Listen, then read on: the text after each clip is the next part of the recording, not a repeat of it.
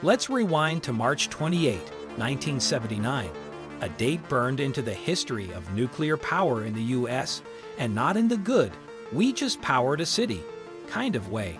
No, this was the day things went sideways at the 3 Mile Island nuclear plant in Pennsylvania. What was supposed to be a normal night shift turned into a real-life disaster movie script, complete with blinking lights, malfunctioning valves, and some serious human head-scratching. The cooling system in Unit 2 of the plant failed, pressure inside the reactor shot up, and a safety valve opened to help. Good idea, except that valve got stuck open, and nobody in the control room realized it. Meanwhile, the reactor core wasn't being cooled properly, which is kind of like leaving your phone in the sun for a week and hoping it still works. It didn't. This partial meltdown released radioactive gases into the atmosphere and forced 140,000 people to hit the road, unsure if they were escaping an invisible glowing doom. Fallout without the game. The aftermath. While it's shocking, the most surprising part might be this: no one died. That's right. According to the US Department of Energy, the radiation release didn't result in any detectable health effects to the public or plant workers. Still, Unit 2 was toast. It was so badly damaged, it was retired faster than a reality TV contestant who got caught lip-syncing. The nuclear industry, already under scrutiny, got hit with a tsunami of new regulations. Enter the Nuclear Regulatory Commission, wielding clipboards and a vengeance.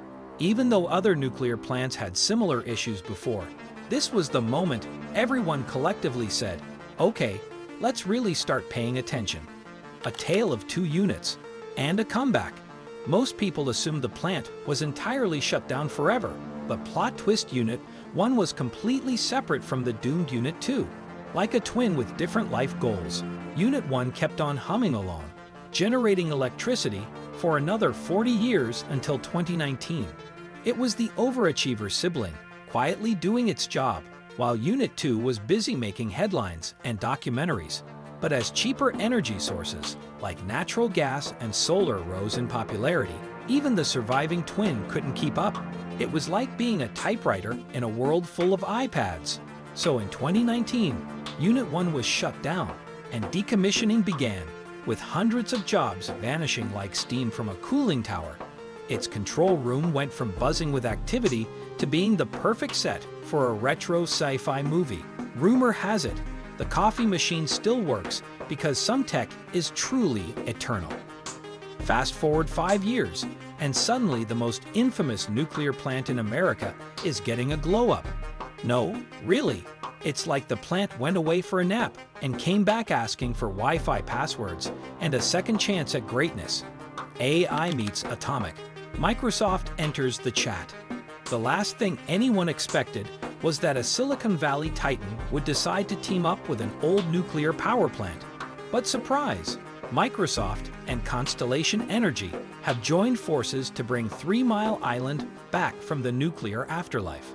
The site's new name? The Crane Clean Energy Center. Classy. Why is Microsoft interested in this radioactive relic? Because artificial intelligence is hungry, really hungry. Running massive AI models and data centers heats up gigawatts of power faster than your phone battery watching TikToks on full brightness. And since nuclear energy doesn't rely on wind or sunshine, it's ideal for consistent, around-the-clock power. Plus, it's carbon-free during operation, which is great news for a planet that's had one too many fossil fuel burritos. Flip the switch, but not so fast. You might think restarting a nuclear plant is as simple as plugging it back in. Not quite. It's more like reviving an old spaceship that's been in hibernation for decades. Luckily, when Unit 1 shut down, it wasn't completely dismantled. Instead, it was placed into a condition called SASTER, essentially a long nap for nuclear reactors. Think of it like cryogenically freezing a power plant until someone figures out what to do with it. Because of this, many critical systems are still intact. Of course, they're dusty, outdated, and probably still playing disco on the control room radio, but they're restorable. The project is expected to cost over $1.5 billion and take 4 years. That's a lot of man-hours. but far less than building something new from scratch. Old school control room, new school tech. Yes, parts of the plant still look like the set of an 80s sci-fi flick. The control room hasn't changed that much since President Jimmy Carter himself toured the facility after the accident. But underneath those analog dials lies a highly reliable system. Modern tech upgrades like high-tech annunciators, which sound cooler than they are, but still important, are now in place. These alert operators the moment something seems off, which is helpful if you prefer not to have another national emergency. So while you won't see touchscreen panels and fancy holograms like in futuristic movies, the systems are rigorously tested and reliable. Function over form. People. The clean power catch. One of the major incentives for Microsoft and any tech firm that isn't living under a digital rock is the promise of clean energy. While nuclear does produce radioactive waste, it doesn't emit carbon dioxide during operation. That means no contribution to the greenhouse gas party, ruining our climate. Constellation Energy's deal with Microsoft gives them access to power from Unit 1 for the next 20 years, a long-term relationship by tech industry standards. But instead of plugging directly into the reactor, which would be cool, but not how grids work, Microsoft will draw from the larger power grid, where 3 Mile Island's reactor will feed in over 800 megawatts of clean energy. That's enough electricity to power hundreds of thousands of homes, or one AI model trying to write poetry in 80 languages. The Great Nuclear Revival, maybe. 3 Mile Island isn't alone in this strange new trend of nuclear resurrection. The Palisades plant in Michigan and the Duane Arnold site in Iowa are both planning their own revivals, aiming to come back online around the same time as 3 Mile Island. But let's not get carried away, these are rare cases. Most other decommissioned plants didn't get the SASTOR treatment. They've already been dismantled so extensively that bringing them back would be like trying to rebuild a pizza from breadcrumbs. Not impossible, but not worth it. Why not just build new ones? It's a good question. If we need more nuclear energy and AI is knocking on the reactor door, why don't we just build a bunch of shiny new plants? The answer lies in a familiar 4-letter word: regulations. After the 1979 incident, rules tightened faster than a reactor seal during a pressure spike. Staff needed more training.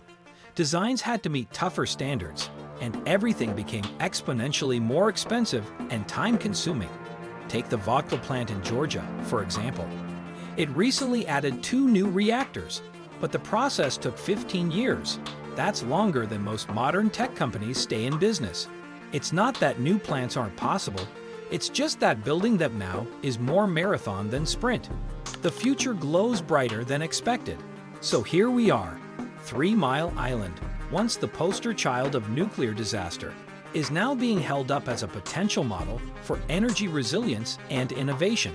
It's a wild twist in a story that began with panic and protest, but now ends with partnership and possibility. And while the plant may not win any awards for interior design, its role in powering the AI revolution could turn it into one of the most unexpectedly important sites of the 21st century, as Microsoft, Constellation Energy, and a cadre of engineers, technicians, and regulators work to make this comeback a reality. One thing is clear sometimes: the past holds the keys to the future, especially if that past is encased in reinforced concrete and uranium fuel rods.